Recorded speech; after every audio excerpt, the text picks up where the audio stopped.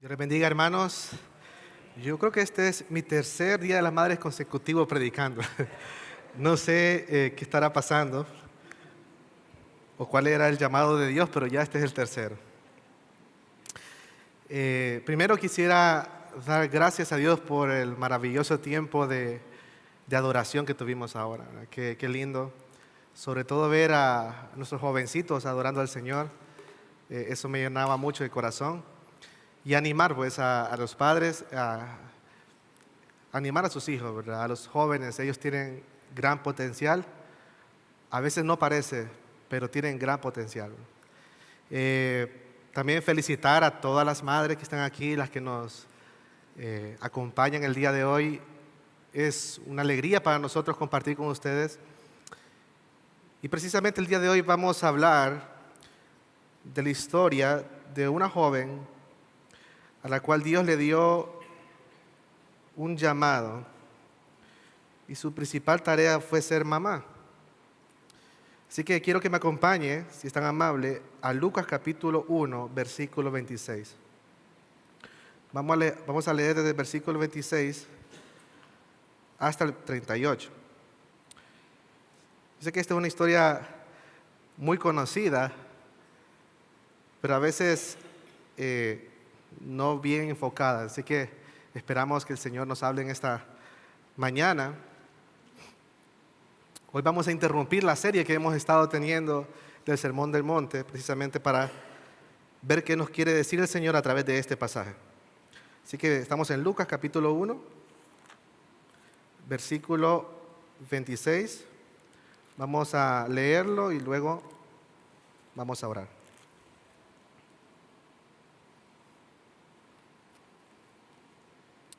Al sexto mes, el ángel Gabriel fue enviado por Dios a una ciudad de Galilea llamada Nazaret, a una virgen comprometida para casarse con un hombre que se llamaba José, de los descendientes de David.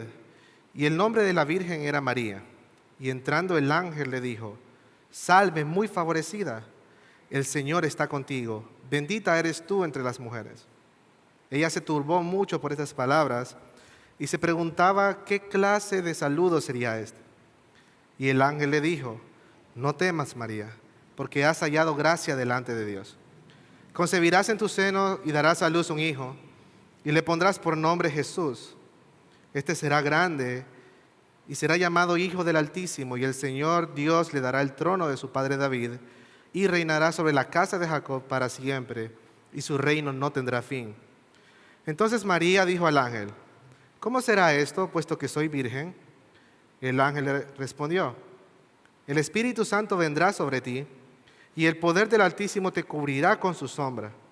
Por eso el niño que nacerá será llamado Hijo de Dios. Tu parienta Elizabeth en su vejez también ha concebido un hijo, y este es el sexto mes para ella, la que llamaban estéril. Porque ninguna cosa será imposible para Dios. Entonces María dijo: Aquí tienes a la sierva del Señor. Hágase conmigo conforme a tu palabra. Y el ángel se fue de su presencia.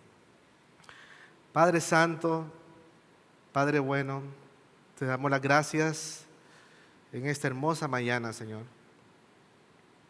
Gracias por que tú te ha placido, Señor, que estemos aquí para escuchar tu palabra, para darnos tu gracia, para bendecirnos con tu Espíritu Santo.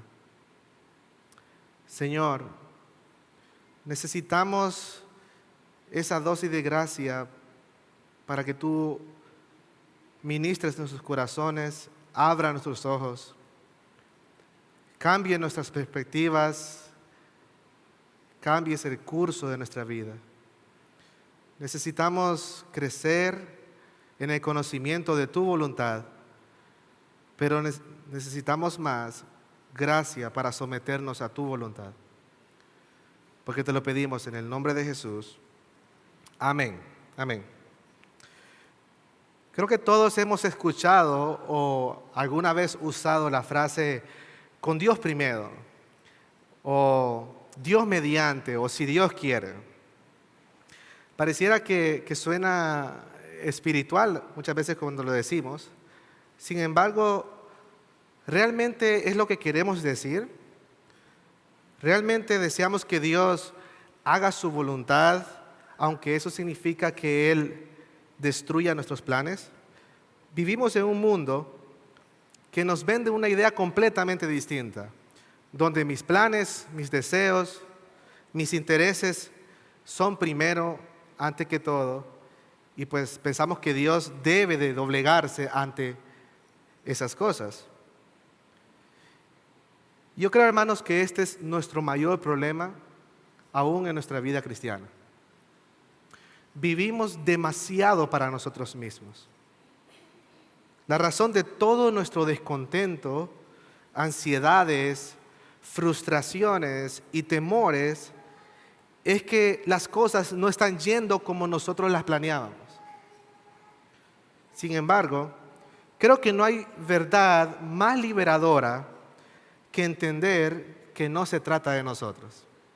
Y por eso el título de la prédica del día de hoy, no se trata de mí. Hay alguien primero que nosotros, y es que Dios nos ha llamado para algo más importante, más grande que nosotros. Y si la vida del cristiano puede resumirse a un solo propósito, yo diría que es este: servir a Cristo. El propósito más grande de la vida del cristiano es servir a Cristo. Este es el privilegio más grande que una persona puede recibir en la tierra. Así que entender esta verdad, hermanos, no solo revoluciona nuestra forma de ver la vida, sino que también nuestra vida misma, porque nos libera de la esclavitud de servirnos a nosotros mismos, y entonces volvemos al gozo y al deleite de servir a Cristo. Entendemos que somos instrumentos para Cristo y que nuestra vida se debe a Cristo. Que todos mis deseos, mis intereses y mis planes deben apuntar hacia Cristo. Este es el fin de mí y el comienzo de Él.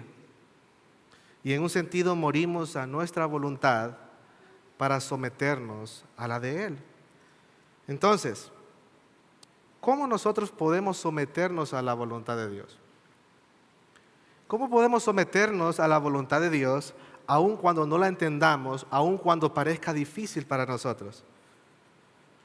Bueno, nos sometemos a la voluntad de Dios, en primer lugar, cuando entendemos el privilegio de nuestro llamado, como veremos en esta historia.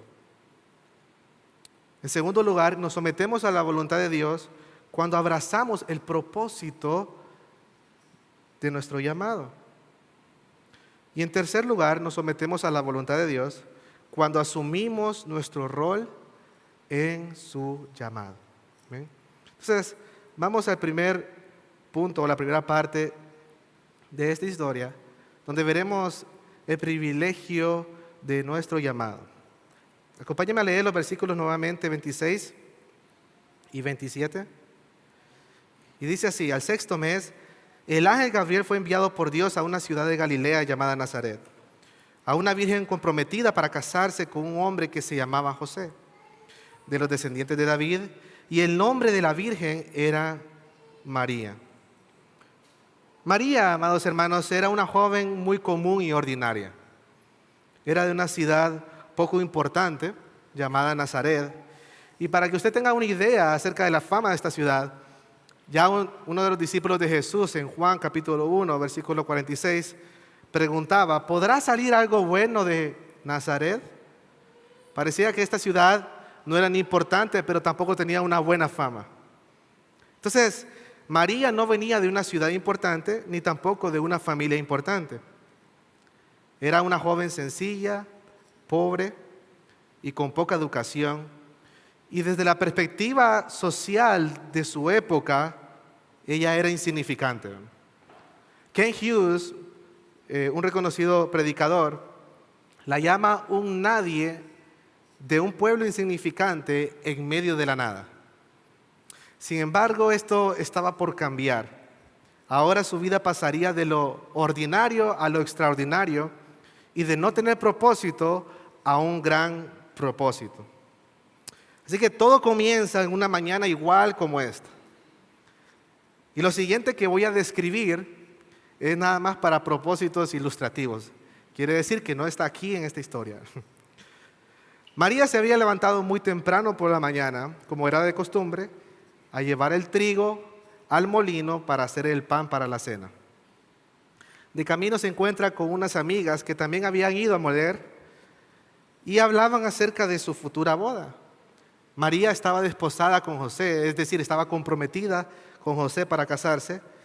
Y él era un buen muchacho, muy trabajador. Él trabajaba en el taller de carpintería de su padre. Al regresar a la casa, después de poner la masa a reposar para luego hacer el pan, María escucha que alguien entra por la puerta principal y da un saludo algo extraño. Vaya conmigo al versículo 28 y dice: y entrando el ángel le dijo: salve muy favorecida, el Señor está contigo, bendita eres tú entre las mujeres. Cuando María escucha este saludo, ella se estremece, ella está confundida. Note lo que dice el versículo 29. Ella se pregunta: ¿qué clase de saludo sería este? Es decir, ¿me están hablando a mí? Porque nadie me había llamado salve, eso solo se le decía a la realeza. Y muy favorecida. ¿Acaso él no está viendo dónde yo vivo y quién soy? Pareciera que se equivocó de ciudad o de familia. María ni siquiera había terminado de escuchar todo el mensaje que este ángel tenía que decir y ya su corazón estaba turbado. Ella sabía que este saludo traía algo más. Entonces el ángel procede. Note que él apacigua su corazón al decirle en el versículo 30: no temas, María, porque has hallado gracia delante de Dios. Y en esta primera parte yo quiero subrayar esa parte. Has hallado gracia delante de Dios. María era muy favorecida por esto mismo, porque había hallado gracia delante de Dios. Más que ella fuera llena de gracia, una mala traducción por la Iglesia Católica, María había sido escogida para ser receptora de gracia, objeto de gracia delante de Dios. Así que hallar gracia delante de Dios, si usted está preguntando qué significa hallar gracia delante de Dios, significa que a pesar de que no somos lo que deberíamos ser y que ni tenemos las capacidades para hacer lo que Dios nos está llamando a hacer, somos aceptados por Dios, somos amados por Dios y somos capacitados por Dios para hacer su voluntad. Eso es hallar gracia delante de Dios. Y voy a repetir esto porque es muy importante. A pesar de que no somos lo que deberíamos ser y que no tenemos las capacidades para hacer lo que Dios nos ha llamado a hacer, somos aceptados por Dios, somos amados por Dios y somos capacitados por Dios para llevar a cabo su voluntad. María era muy favorecida, porque como dijo el ángel, el Señor estaba con ella. Eso es lo que la hacía diferente a las demás mujeres. Por eso dice: bendita eres entre las mujeres, porque el Señor estaba con ella. Porque lo que nos diferencia a nosotros de los demás es la presencia del Señor, es la gracia del Señor para con nosotros. ¡Wow! ¡Qué privilegio! Dios pudo haber escogido o haber enviado a su ángel, como menciona Martín Lutero, a Jerusalén y haber escogido a la hija de Caifás, quien era el sumo sacerdote, quien era rica, que vestía los mejores vestidos, que era educada y tenía doncellas que la servían. Pero no, Dios escogió a una joven insignificante de un pueblo insignificante para darle el privilegio más grande: ser la madre de su propio hijo. ¿Y por qué Dios hizo esto así, hermanos? Bueno, el propósito es para mostrar su gloriosa gracia. Así que reflexionemos un poco nosotros en esta parte, hermanos, y veámonos a nosotros mismos. ¿Acaso no estamos aquí porque también hemos hallado gracia delante de Dios? ¿Acaso Dios nos ha escogido porque somos más santos, más capaces, más inteligentes o más buenos mozos? Solo mira a su alrededor. Al igual que María, no somos muy especiales. No venimos de familias importantes ni tenemos nombres importantes. No tenemos grandes capacidades ni recursos. Pero a Dios le ha placido escogernos por su gracia. Y por eso usted es cristiano el día de hoy. Y por eso está aquí el día de hoy. Mire lo que dice 1 Corintios 1:26. En adelante. Pues consideren, hermanos, su llamado. No hubo muchos sabios conforme a la carne, ni muchos poderosos, ni muchos nobles. Es decir, no teníamos ni el intelecto, ni el poder, ni el nombre. Versículo 27. Sino que Dios nos ha escogido lo necio del mundo para avergonzar a los sabios. Y Dios ha escogido lo débil del mundo para avergonzar lo que es fuerte. También Dios ha escogido lo vil y despreciado del mundo, lo que no es, para anular lo que es. ¿Y por qué Dios ha escogido a esta clase de personas? El propósito está en el versículo 29, para que nadie se jacte delante de Dios. ¿Por qué Dios ha escogido por gracia? Para que nadie se jacte delante de Él. Termina diciendo el versículo 30, porque por obra suya ustedes están en Cristo, el cual se hizo para nosotros sabiduría de Dios y justificación, santificación y redención, para que tal como está escrito, el que se gloría, gloríese en el Señor. Amén. Realmente, hermanos, el saber que hemos sido escogidos por gracia debería destruir cualquier rastro de orgullo en nosotros, porque no somos mejores que los demás. La razón por la cual Dios escogió lo vil, menospreciado y lo que no era simplemente para probar este punto. Todo lo que tenemos y somos en nuestra vida cristiana se debe a la gracia de Dios. Entonces, podemos terminar esta primera parte diciendo que entender el propósito o el privilegio de nuestro llamado nos llena en primer lugar de agradecimiento delante de Dios. Note lo que luego cantaría María después de haber entendido esto en el versículo 47 y 48 de Lucas 1. Ella dice: mi alma engrandece al Señor y mi espíritu se regocija en Dios mi Salvador. ¿Por qué, María? ¿Por qué estás alegre? Porque ha mirado la condición humilde de esta su sierva. ¿Acaso, amados hermanos, no es esta una razón suficiente también para nosotros estar alegres? Si hoy viniste triste o cargado por cómo estuvo tu semana, por cosas que te preocupan en el futuro, recuerda esto: has sido llamado por Dios a un propósito más grande de las cosas que te preocupan. Solo piensa, ¿dónde estarías hoy si Dios no te hubiera llamado? Como dice una vieja alabanza, ¿qué sería de mí si Él no me hubiera alcanzado? ¿Dónde estaría hoy? Así que entender el privilegio del llamado de Dios hacia nosotros no solo nos llena de agradecimiento, sino que en segundo lugar nos hace más humildes. Dios no me ha llamado por ser el mejor o el más capaz. Dios me ha llamado por su gracia. Y si hemos sido llamados por gracia, ¿cómo esto cambia nuestra forma de ver la vida? ¿Cómo esto me hace apreciar todo lo que Dios me ha dado, por muy pequeño que sea? ¿Qué merecíamos nosotros, amados hermanos? El infierno. Eso es lo que nosotros merecíamos. Pero estamos aquí por gracia de Dios. Es más, un vaso con agua que Dios le dé a usted después de su salvación es gracia. Todo lo que tenemos es por gracia. Entonces, ¿cómo esto nos hace apreciar más la familia que Dios nos ha dado, el trabajo que Dios nos ha dado, la iglesia que Dios nos ha dado? Todo lo que tenemos es por gracia. Pero también, ¿cómo esto te hace ver diferente ahora la vida de los demás? Si hemos nosotros mismos hallado gracia, ¿podríamos ser nosotros un poquito más tolerantes con los demás? más compasivos, más pacientes con los demás, así como Dios ha sido con nosotros. Ahora, Dios no solo nos ha llamado por gracia, sino que también Dios nos capacita por gracia.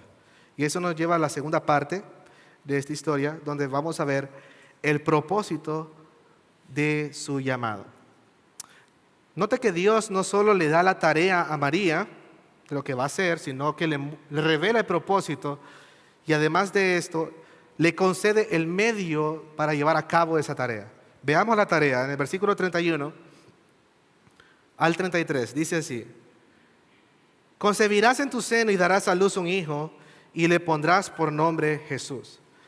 Hasta aquí parece una tarea ordinaria, porque simplemente era concebir y darle un nombre, en este caso Jesús. Pero lo que sigue la hace extraordinaria, esta tarea. Aquí Dios le revela el gran propósito de lo que Dios le está llamando a hacer. Dice que este que va a ser concebido será grande y será llamado Hijo del Altísimo, y el Señor Dios le dará el trono de su padre David y reinará sobre la casa de Jacob para siempre, y su reino no tendrá fin. No era cualquiera el que nacería. En primer lugar dice de que sería grande, y eso como el caso de Juan el Bautista, que también se menciona lo mismo, pero además de eso, dice que sería llamado Hijo del Altísimo, un título divino. Y esto me ponía a pensar porque qué contraste, ¿verdad? El Hijo del Altísimo nacería en el vientre de una de sus siervas más, vamos a decir, bajas. Además de esto, heredaría el trono de David y reinaría para siempre. Entonces, este no era cualquier hombre, este era el rey prometido, el mismo Mesías. Claro, todo esto era en cumplimiento a las profecías dadas por el profeta Isaías en el capítulo 7 y capítulo 9, que por cuestión de tiempo no vamos a ver. Pero el punto es, amado hermano, que el mismo Hijo de Dios sería concebido en el vientre de esta joven de Nazaret. ¡Wow! ¡Qué propósito! ¡Qué privilegio! Claro, con la poca educación de María, es probable que nunca hubiera escuchado estas profecías y además nunca se había visto que una virgen concibiera. Así que ella pregunta en el versículo 34, entonces María le dijo al ángel: ¿cómo será esto, puesto que soy virgen? Más que una pregunta de duda o de incredulidad, como fue en el caso de Zacarías, unos versículos anteriores, y por lo cual fue castigado, más que una pregunta de duda o incredulidad, era una pregunta de asombro. ¿Sí? Era, ok, entiendo, pero ¿cómo va a ser posible si yo no conozco varón? Es lo que dice más la traducción. Y entonces el ángel, con gracia, le explica el proceso. Notemos lo que dice el ángel. Le muestra el medio de cómo va a ser llevada a cabo esta tarea. Veamos el medio en el versículo 35. El ángel le respondió: el Espíritu Santo vendrá sobre ti y el poder del Altísimo te cubrirá con su sombra. Por eso el niño que nacerá será llamado Hijo de Dios. La razón por la cual el niño que nacería en el vientre de María sería Hijo de Dios es porque sería concebido por el Espíritu Santo. Él sería el medio que Dios utilizaría con que cubriría con su sombra, es decir, su poder creativo, el vientre de María, y haría que lo imposible fuera posible. Ahora, Dios no solo le está dando la tarea, el propósito y el medio a María, sino que para terminarla de convencer también le da una prueba. En el versículo 36. Tu parienta Elizabeth en su vejez también ha concebido un hijo, y este es el 6º de mes para ella, la que llamaban estéril. ¿Ustedes se acuerdan de la historia de Elizabeth y Zacarías, que eran personas ya muy ancianas? Y Dios, al igual que Abraham y Sara, les concedió un hijo en su vejez. Y entonces Dios le da esa prueba a María para que ella pudiera entender y ver con sus propios ojos lo que dice el versículo 37, que nada hay imposible para Dios. Esa es la conclusión de todo esto. Entonces, todo este proceso de explicación, ¿verdad?, para María tenía un solo propósito, y era ganar la mente y el corazón de María. Recordemos que María tenía temor al principio. Sin embargo, Dios apaciguó su corazón, no solo mostrándole que no se trataba de ella, pues había sido escogida para un propósito más grande que ella, sino también dándole los medios de gracia para llevar a cabo ese propósito. Porque a los que Dios llama, Él también capacita. Mire lo que dice Filipenses capítulo 2, versículo 13.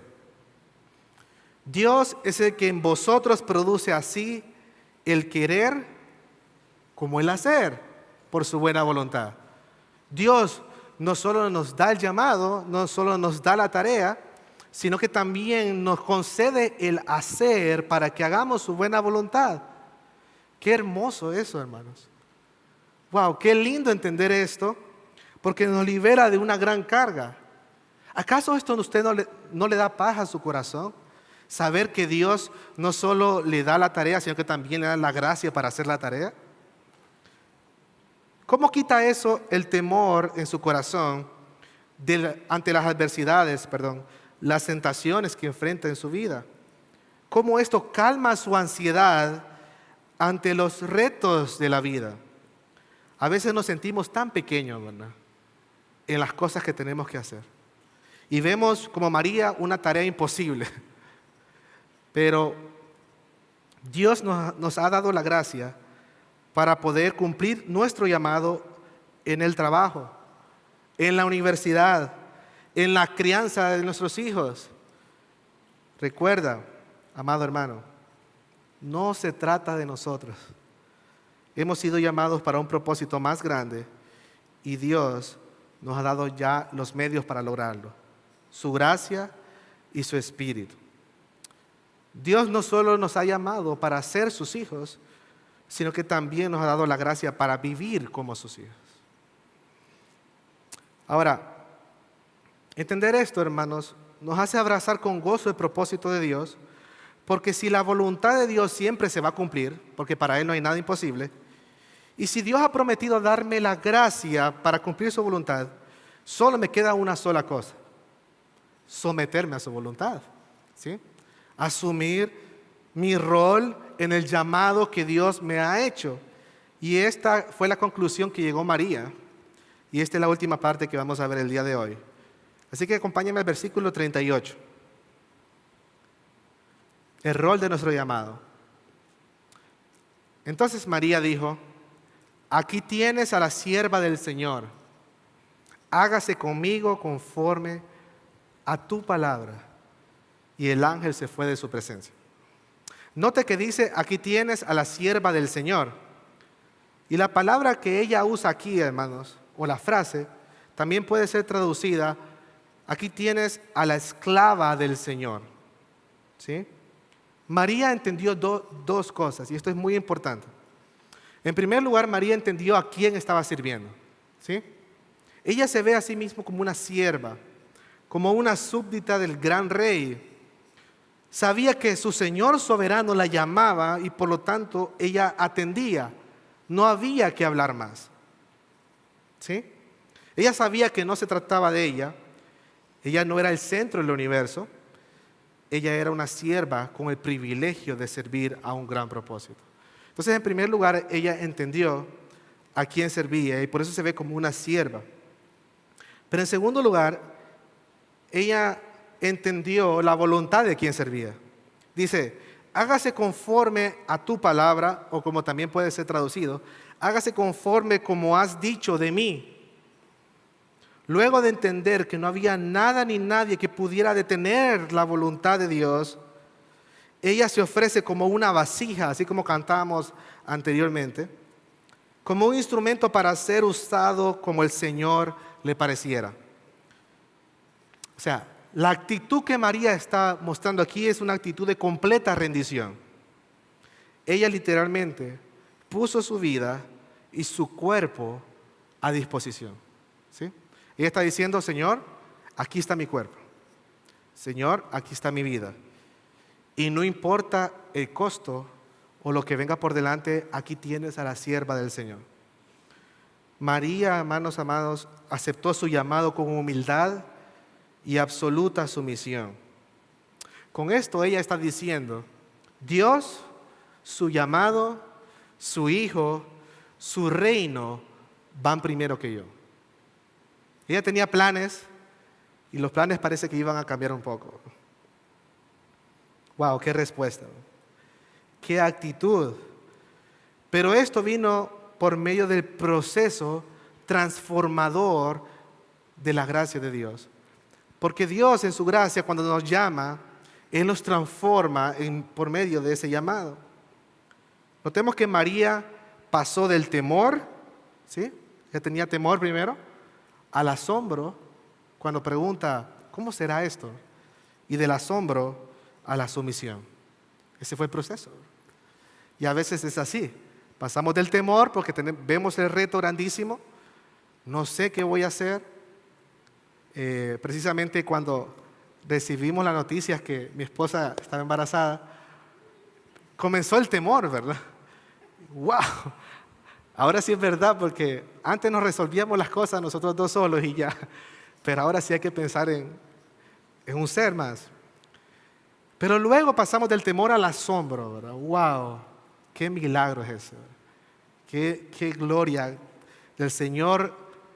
Como decía un predicador muy conocido, con solo ver cómo se forma una vida en el vientre de una mujer, debería ser suficiente prueba para creer en Dios.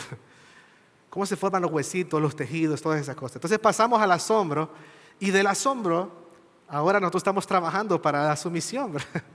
Es un proceso, no es algo fácil, no es algo que nosotros podemos hacer, pero Dios nos dará la gracia para esa tarea y estamos confiando en eso. Y usted puede aplicar todo eso a cualquier tarea que Dios le ha puesto. Ahora, ¿cómo Dios produce el cambio? Como dijimos, en resumen, Dios produce el cambio a través de su gracia. Él apacigua nuestro temor, aclara nuestras dudas, nos da los medios y nos convence que su voluntad permanecerá aun cuando no la entendamos, ¿sí? Aun cuando parezca difícil. Voy a repetir eso porque es muy importante. Dios, a través de su gracia, apacigua nuestro temor, aclara nuestras dudas, nos da los medios y nos convence que su voluntad permanecerá aun cuando no la entendamos. Entonces, terminemos reflexionando, hermanos, en esta última parte. Note lo que María dijo: hágase conforme a lo que has dicho de mí. Y mi pregunta para ti el día de hoy es esta: ¿qué es lo que Dios ha dicho de ti? ¿Cuál es la voluntad o el llamado de Dios para tu vida? Quizás digamos, bueno, María tenía un gran propósito, ella sería la madre del Hijo de Dios, pero ¿qué tiene que ver eso conmigo? Si vemos más de cerca, tiene que ver mucho con nosotros. En primer lugar, al igual que María, hemos sido llamados por gracia con un solo propósito: ser el instrumento que muestra al Hijo de Dios al mundo. ¿Sí? Hemos sido llamados con un solo propósito: ser el instrumento que muestra al Hijo de Dios al mundo. La razón por la cual después de salvarte Dios te deja en la tierra, o la única razón, no es para hacerte mejor la vida, no es para darte las posesiones o los sueños que tú siempre soñaste, sino para que ahora tú seas un instrumento que muestra a su Hijo en el mundo. Somos vasijas de barro y tenemos un tesoro que mostrar. De nuevo, nuestra vida, y notemos, hermanos, y vuelvo a repetir, porque creo que este es uno de nuestros mayores problemas, no se trata de nosotros. O sea, no se trata de mí. El llamado de Dios no se trata de mí. El Evangelio no se trata de mí. Se trata de alguien más. no demostrarme a mí mismo, demostrar mis capacidades, mis sueños, mis posesiones en el mundo. No hemos sido llamados para eso. Se trata de Él, mostrar su gracia, su carácter, su misión, su enseñanza. Hemos sido llamados a mostrar el amor de Cristo. Hemos sido llamados a mostrar a Cristo. Entonces, si usted o si nosotros examinamos nuestra vida, ¿es esto lo que nosotros estamos mostrando en nuestra familia? ¿En nuestro trabajo? ¿A nuestros amigos? ¿Nos estamos mostrando a nosotros o estamos luchando para mostrar a Cristo? Así que en primer lugar, vimos que al igual que María, fuimos llamados con un solo propósito, que es mostrar a Cristo al mundo. Pero en segundo lugar, al igual que María, hemos sido llamados a mostrar la voluntad de Dios, a aceptar la voluntad de Dios, aun cuando esto pueda costarnos todo. Note que María saldría embarazada antes de casarse, ¿verdad? Esto traería consecuencias duras para ella en la sociedad y en su familia. ¿Cómo eso realmente cambiaría su vida? Pero ella se somete a la voluntad de Dios porque había alguien más importante que ella, ¿sí? El Hijo de Dios. Y es que no se puede seguir a Cristo sin negarnos y llevar su cruz, sin morir a nosotros mismos. No podemos esperar, hermanos, que nuestra vida como cristianos aquí en la tierra va a ser fácil, un jardín de rosas, un jardín del Edén, y que Dios deba complacer todos esos deseos y por eso no estamos felices. No podemos esperar eso. Cristo nos ha llamado al sufrimiento. Cristo nos ha llamado a morir a nosotros mismos. De eso se trata la vida cristiana y no me canso de repetirlo. Todos sus problemas en la vida es porque no queremos morir a nosotros mismos, a nuestra voluntad, a nuestros sueños, a nuestros deseos. Ahora, dijimos al principio que nuestra vida termina donde la vida de Cristo comienza. Pero la gracia de todo eso es que no estamos solos. Al igual que con María, el Señor está con nosotros. El Señor está con nosotros y eso es suficiente. El Señor está contigo para que muestres a Cristo en tu trabajo, en la universidad. El Señor está contigo para que tú puedas criar a tus hijos bajo el temor de Dios. El Señor está contigo para ayudarte a vencer tus tentaciones. El Señor está contigo para apaciguar tu corazón ante las adversidades, problemas de salud, problemas económicos. El Señor está contigo y eso es suficiente. Todos los siervos del Señor en la Escritura, de tapa a tapa, cuando entendieron que el Señor estaba con ellos, fue suficiente para ellos. Cuando Moisés le dijo a Dios, Señor, ¿cómo voy a hacer esta tarea demasiado grande? Ir por el desierto hasta la tierra prometida con más de 1 millón de personas que se quejan más que a saber quién. No voy a poder con esta carga.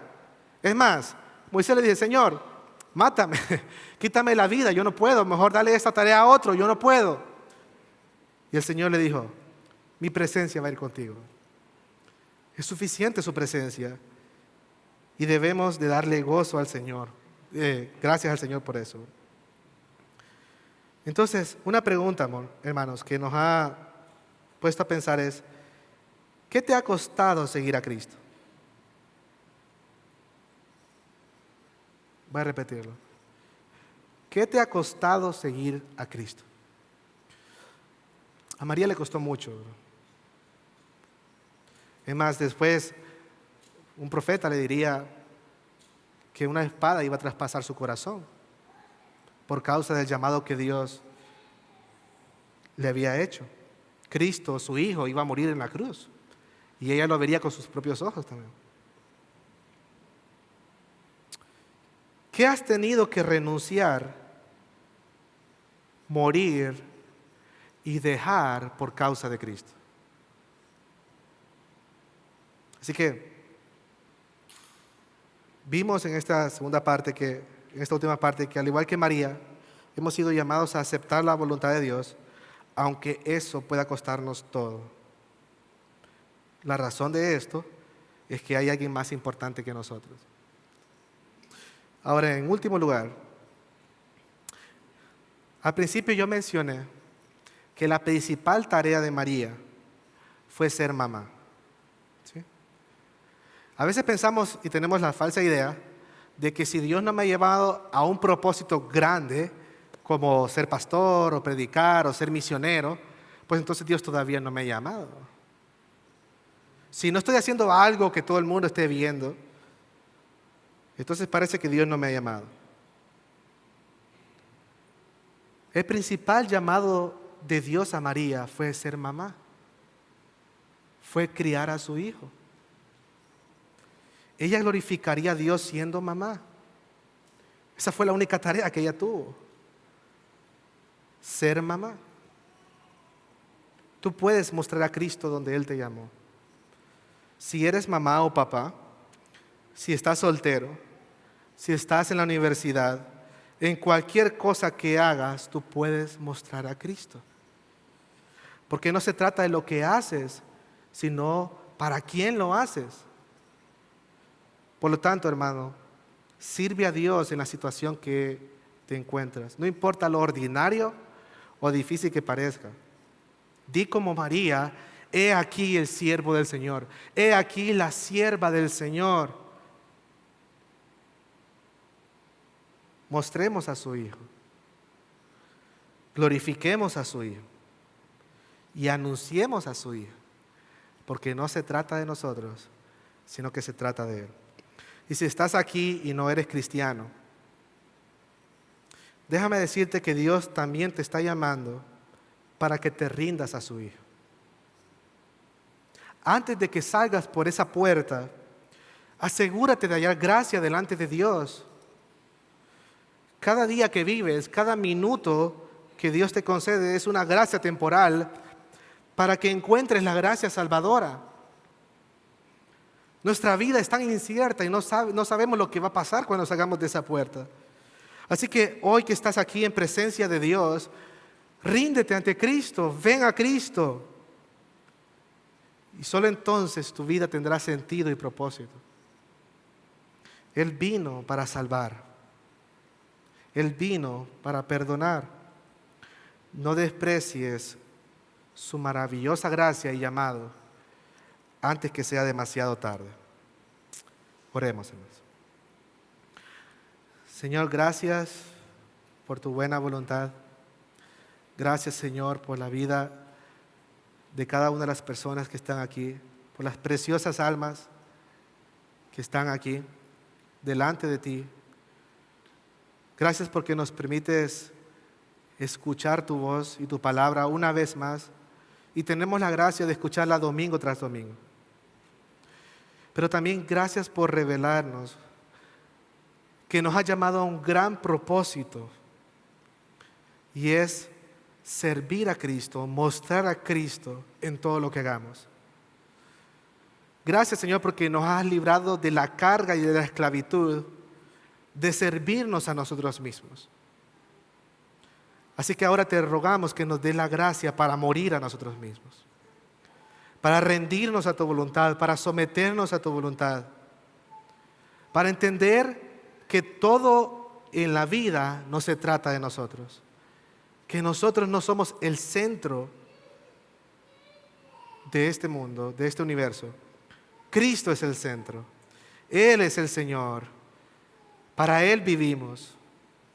Señor, que en este día no menospreciemos tu llamado. No menospreciemos el glorioso rol de servirte como mamá, como papá, o en cualquier llamado que tú nos has dado. Que podamos servirte a ti, Cristo, porque solo somos instrumentos ordinarios de un Dios extraordinario. Porque te lo pedimos en el nombre de Jesús. Amén.